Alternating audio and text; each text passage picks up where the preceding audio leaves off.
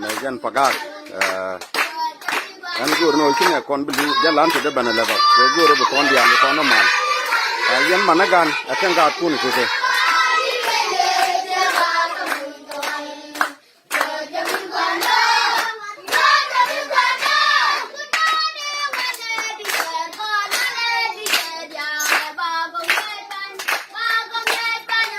pagak na me jan pagak kan ga dia kian nen te so bana chunga gar kon dik ka ga kon kan kian nen ka nore ga te mi ya ko kula ben mawi le ngo ko le jet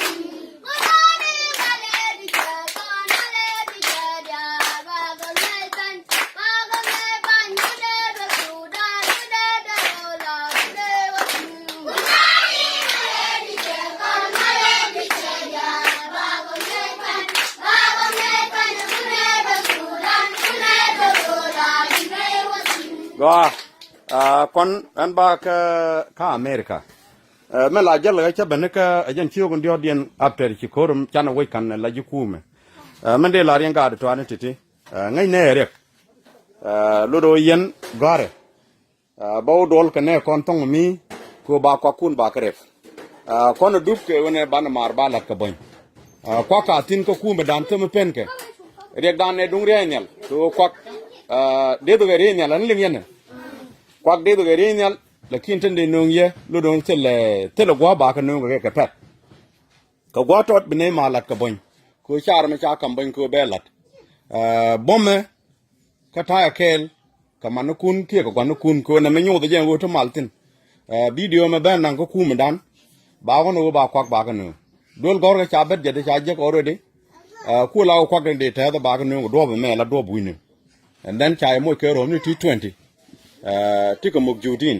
alawo gad kun tela gad we me gad state kana me chigate so baga no ye rom ti jandaro te tega gwa we warar ka la me la chal toilet